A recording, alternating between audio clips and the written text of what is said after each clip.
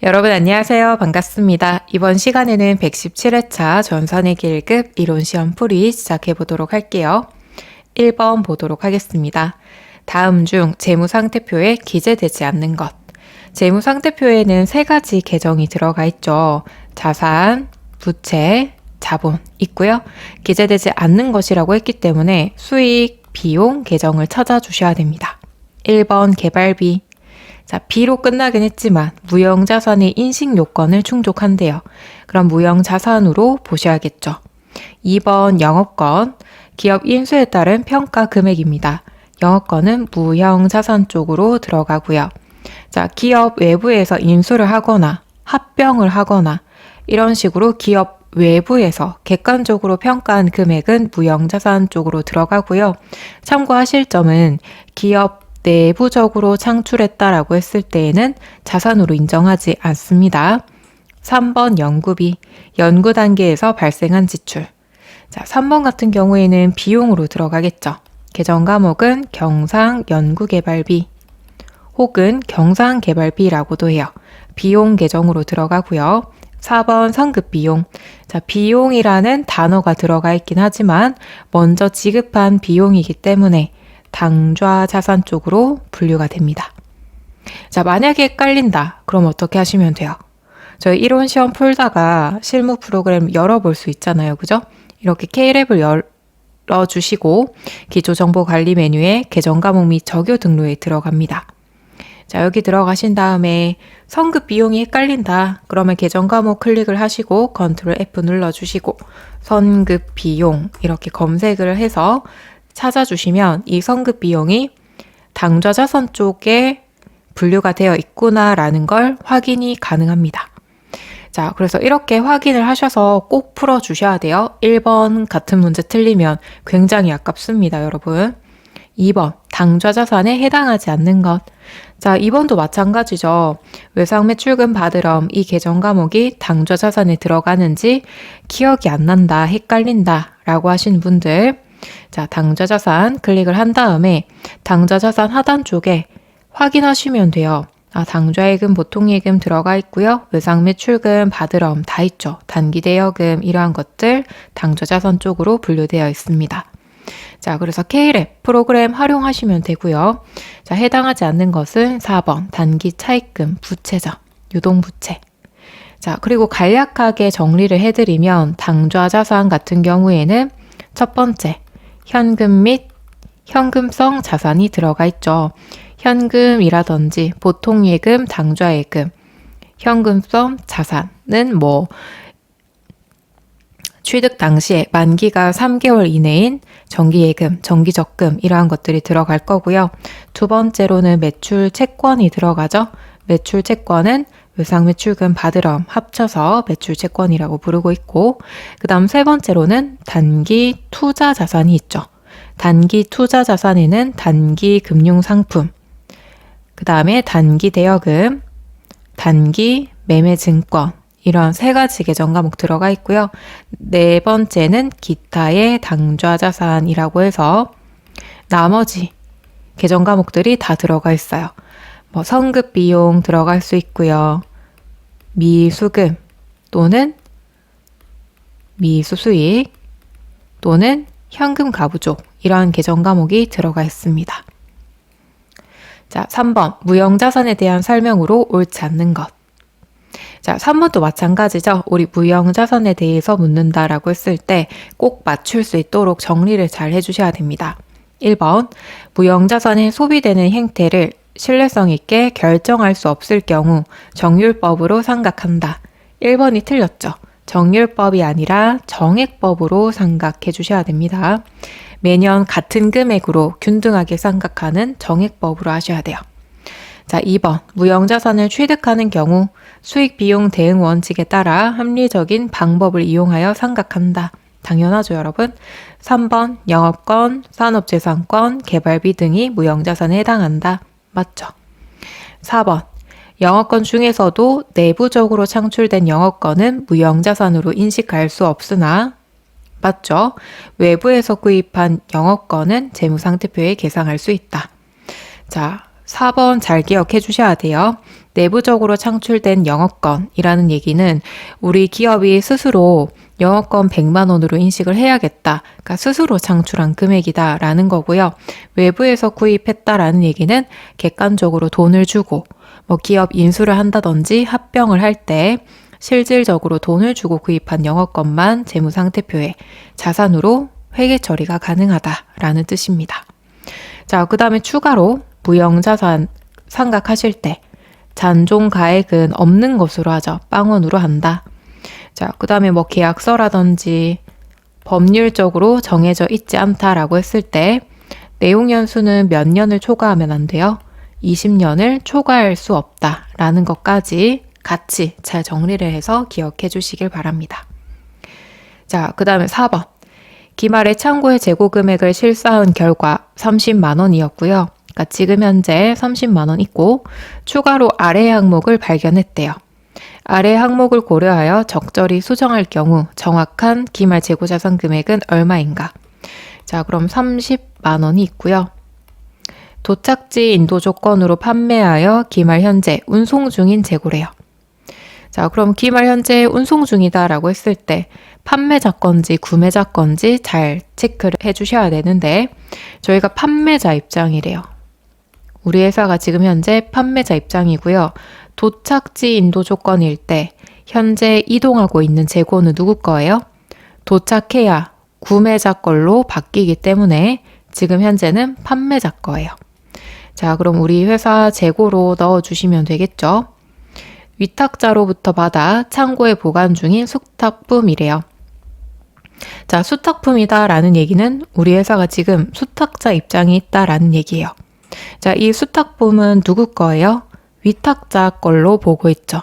따라서 우리 회사의 기말 재고 자산에서는 빠져야 돼요. 자, 그럼 30만 원 중에 3만 원이 포함되어 있다라는 뜻이기 때문에 3만 원을 빼주셔야 됩니다. 자, 이렇게 계산해 주시면 1번 29만 원이 정답이에요. 자, 그래서 4번 같은 경우에는 내가 판매자 입장인지 구매자 입장인지 위탁자 입장인지 수탁자 입장인지에 따라서 거래처 건지 아니면 우리 회사 건지 바뀌기 때문에 입장을 잘 체크해 주셔야 됩니다. 5번 단기 매매 증권에 대한 설명으로 가장 옳지 않는 것. 5번은 어떠셨어요? 풀기 조금 어려웠죠.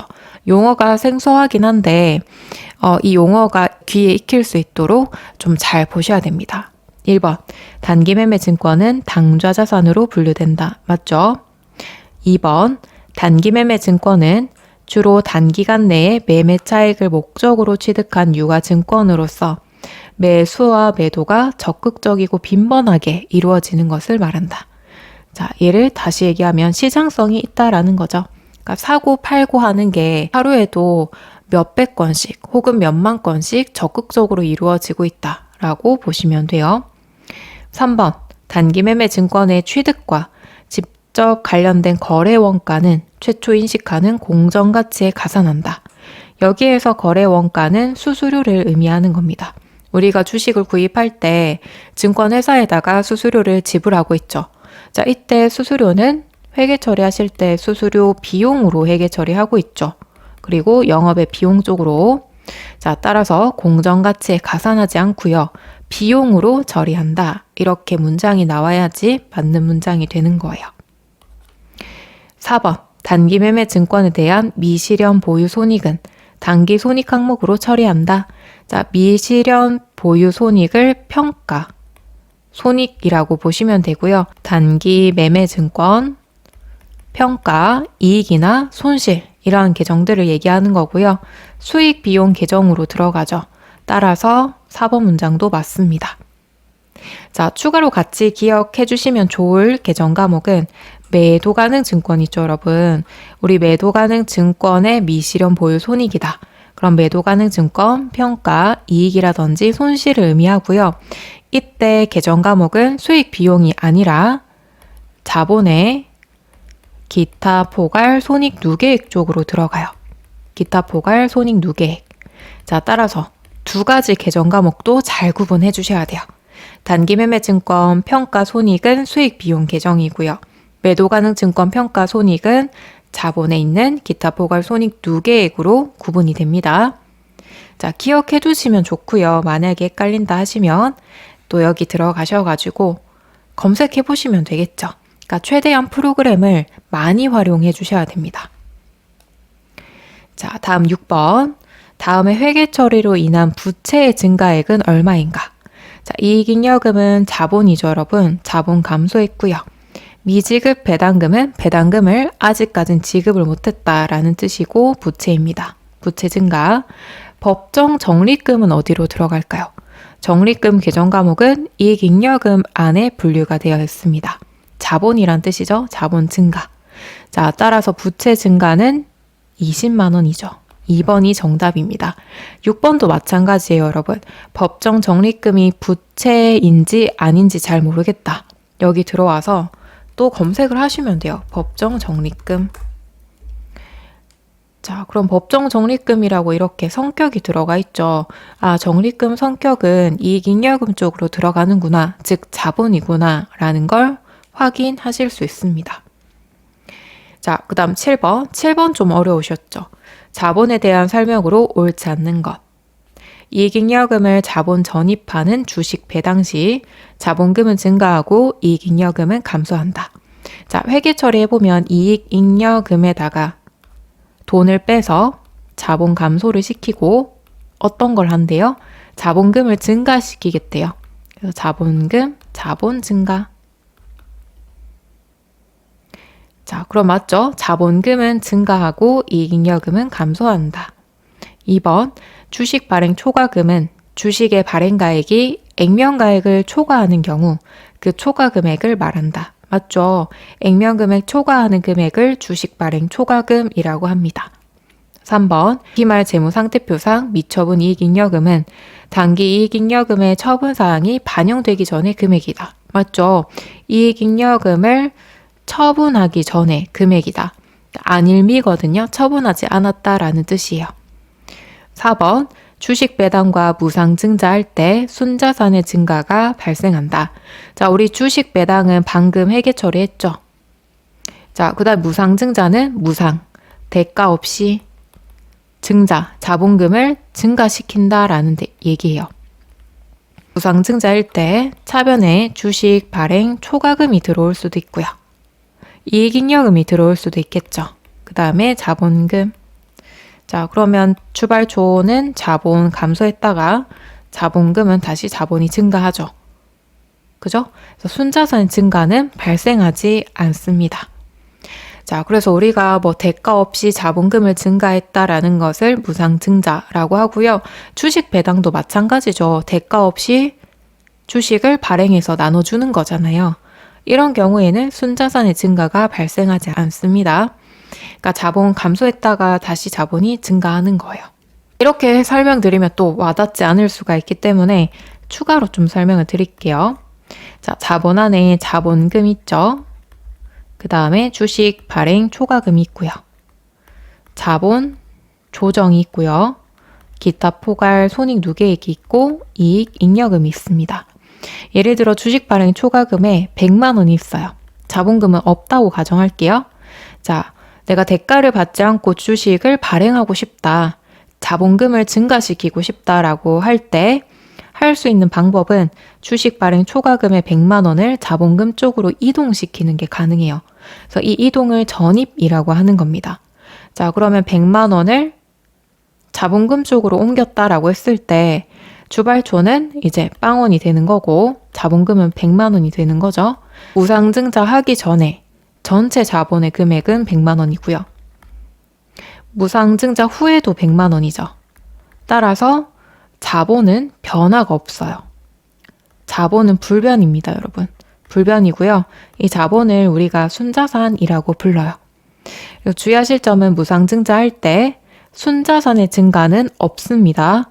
대신에 자본금은 증가할 수 있겠죠. 8번, 영업의 수익에 해당하지 않는 것. 자, 정답은 4번이죠. 매출액은 우리 회사의 주된 제품 매출이나 상품 매출로 나온 영업이익이에요. 영업이익. 자, 나머지는 주된 매출과 관련 없는 영업의 수익 쪽으로 들어가고요. 이 8번 문제도 마찬가지예요. 잘 모르겠다 하시면 K랩에 들어오셔서 검색하시면 됩니다. 지금 검색으로 풀 수 있는 문제가 굉장히 많이 나왔죠. 외환 차익 검색을 하면 영업의 수익 하단 쪽에 들어가 있죠. 그 다음 9번. 9번부터는 원가회계입니다. 직접 노무 시간을 기준으로 제조 간접 원가를 배부하고 있다. 당해 연도 초의 예상 직접 노무 시간은 5만 시간이고요. 제조 간접 원가 예상액은 300이다. 실제 발생액이 50만 원이고 실제 직접 노무 시간이 3,000시간일 때 제조 간접 원가 배부 차이는 얼마인가? 자, 그러면 T 계정을 그려서 풀어주시는 게 가장 깔끔한 것 같아요. 헷갈리지도 않고. 자, 실제 예정, 그 다음에 과대 과소. 일단 실제 발생액은 50만 원이다 라고 알려준 상태고요. 그럼 이제 예정 배부액을 구해서 과대인지 과소인지 밝혀내시면 되겠죠. 자, 우리 예정 배부액은 예정 배부율.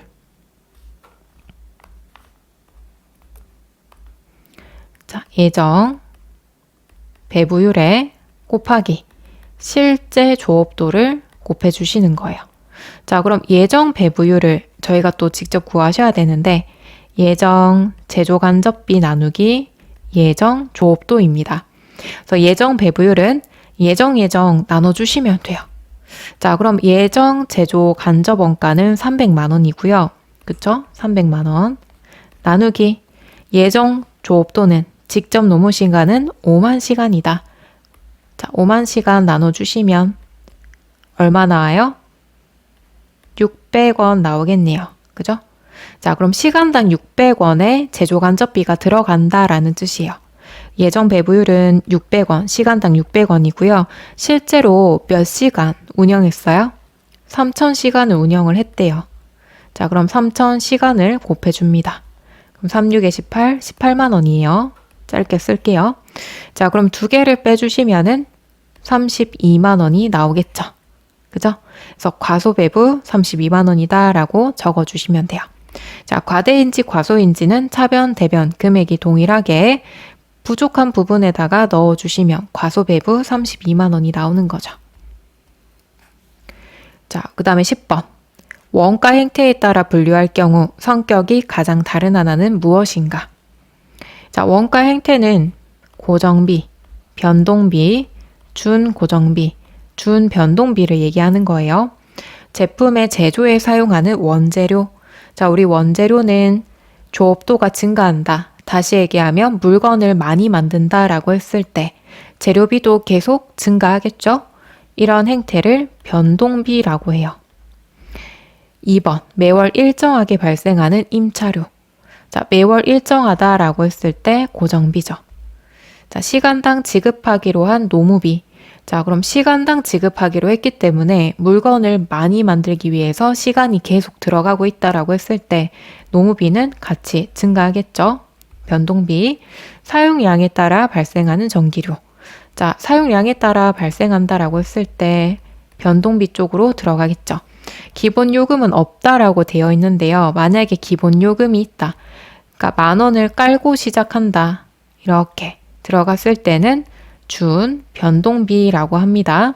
지금은 기본 요금이 없기 때문에 변동비라고 이해하시면 돼요. 자, 그럼 2번이 정답이죠. 11번, 가공원가를 계산하면 얼마인가? 자, 우리 기초원가 혹은 기본원가, 그리고 가공원가, 시험에서 정말 자주 나오죠. 기초원가는 직접 재료비 더하기 직접 노무비고요. 가공원가는 직접 노무비 더하기 제조 간접비입니다. 자, 그럼 가공원가는 2개 더해 주시면 되겠네요. 그러면 정답은 430만 원. 자, 12번 원가 배분에 대한 설명으로 옳지 않는 것. 자, 직접 배분법은 보조 부문 상호 간의 용역 수수 관계를 전혀 고려하지 않는 방법이다. 맞죠? 2번 직접 배분법은 상호 간의 용역 수수 관계가 밀접한 경우 정확한 원가 배분이 가능하다. 틀렸죠. 자, 2번은 상호 배분법을 얘기를 합니다. 상호 배분법. 단계 배분법은 배분 순서를 정한 다음에 순서에 따라서 배분하겠다. 맞죠?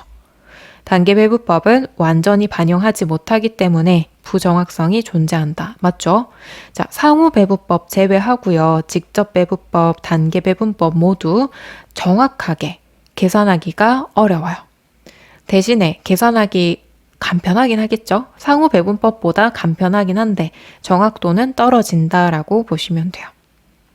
자, 13번부터는 부가세법입니다. 면세 대상이 아닌 것. 1번 수돗물, 면세죠. 대신에 생수는 과세입니다. 삼다수 같은 거 있죠. 얘들은 과세. 2번 일반 의약품, 과세입니다.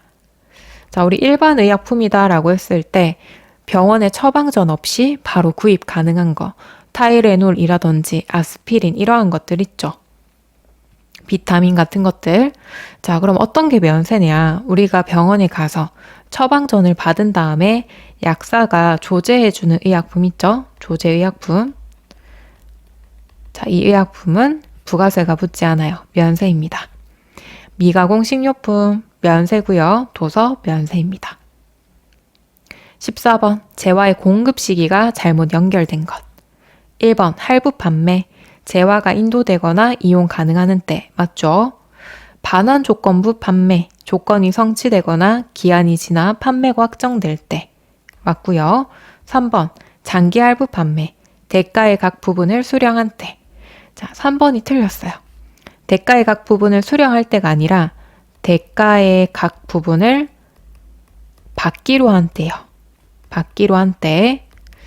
뭐 비슷한 거 아니냐라고 생각하실 수도 있는데 해석에 따라 또 공급 시기가 달라질 수 있기 때문에 법에서는 이 문장이 굉장히 중요합니다. 자, 수령한 때는 실제로 지급받았을 때를 얘기하는 거고요. 각 부분을 받기로 한 때에는 계약서에 적혀져 있는 그 날짜를 의미하는 거예요. 자, 예를 들어서 1월 5일이 계약서에 적힌 겁니다. 대가를 주겠다라고 약속한 거고요. 예를 들어서 4월 10일 날에 돈이 없어서 좀 지연해서 돈을 수령을 했습니다. 자, 그럼 공급 시기를 언제로 봐야 될까요?